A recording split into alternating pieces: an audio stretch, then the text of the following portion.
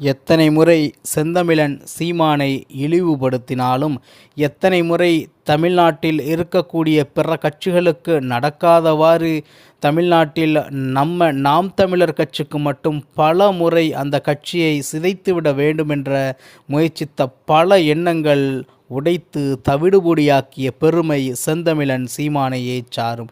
ஏன் 2009 கட்சி ஆரம்பித்து 2024 வரை தொடர்ச்சியாக மக்களுக்காக மட்டுமே பணி செய்து கொண்டிருக்கும் நாம் தமிழர் கட்சியின் உறுதிப்பாடு, செந்தமிழன் சீமானின் உறுதிப்பாடு என்பது எதிரிகளையும் பகைவர்களையும் நடுங்க வைத்துள்ளது என்று கூட கூறலாம். எறும்பாக இருந்தாலும் கூட தன்னை மிதித்தவனை கடித்துவிட்டுதான் சாகின்றது என்ற தத்துவத்திற்கு இணையாக நம்மை எதிர்த்தவர்களை, நம்மை அழிக்க துடிப்பவர்களை, நம் நாட்டையும் நம் இயற்கை வளங்களையும் அழிப்பவர்களை நாம் ஒரு கை பார்க்க வேண்டும். அரசியல் அதிகாரம் அடைய வேண்டும்.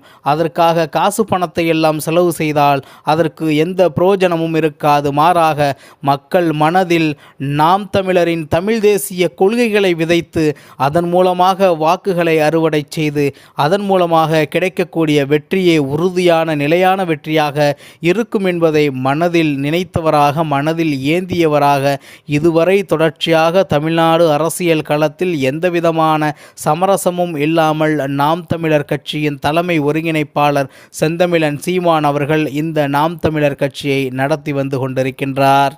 இதோடு இந்த கட்சி முடிந்தது. அடுத்த தேர்தலோடு இந்த கட்சி இல்லாமல் போய்விடும். இந்த தேர்தலில் பெற்ற வாக்குகள் அடுத்த தேர்தலில் நாம் தமிழர் கட்சியினரால் பெற முடியாது என்று எவ்வளவோ விமர்சனங்கள் நாம் தமிழர் கட்சி ஒவ்வொரு தேர்தலின் பொழுதும் சந்திக்கின்றது. ஆனால் அந்த எல்லா விமர்சனங்களுக்கும் பதிலாக ஒவ்வொரு தேர்தலிலும் குறிப்பிட்ட சதவிகித வாக்குகள் உயர்ந்து கொண்டுதான் இருக்கின்றது. இதுவே எதிரிகளுக்கு மிகப்பெரிய ஆச்சரியமும் பயத்தையும் ஏற்படுத்தி இருக்கின்றது என்று கூறினால் அந்த வார்த்தை தகும்.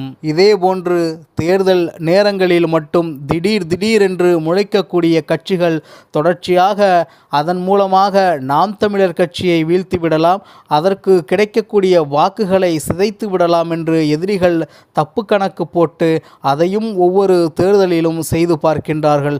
ஆனால் உண்மை என்னவென்றால் நாம் தமிழர் கட்சியை அவர்களால் வீழ்த்த முடியவில்லை. வருகின்ற புதிய கட்சிகளெல்லாம் திடீரென்று காணாமல் போய்விடுகின்றன. இதற்கெல்லாம் காரணம் யாரென்றால் அதுவே செந்தமிழன் சீமானும் நாம் தமிழர் கட்சியும் என்று கூட கூறலாம். எது எப்படி இருந்தாலும் தொடர்ச்சியாக உறுதியாக நாம் தமிழர் கட்சியும் செந்தமிழன் சீமானும் மேலும் நாம் தமிழர் கட்சியில் பயணிக்கக்கூடிய அனைத்து உறுப்பினர்களும் மக்களுடனான அரசியலை மட்டும்தான் செய்வார்கள். மக்களுக்கான அரசியலை மட்டும்தான் செய்வார்கள். மேலும் மொழிக்கான அரசியலை மட்டும்தான் செய்வார்கள். இந்த தமிழ்நாட்டின் இயற்கை வளங்களுக்கான அரசியலை மட்டும்தான் செய்வார்கள். ஒருபோதும் காசு பணத்திற்கான அரசியலை செய்ய மாட்டார்கள். ஒருபோதும் கோட்டரும் கோழி பிரியாணியும் கொடுத்து அரசியலை செய்ய மாட்டார்கள்.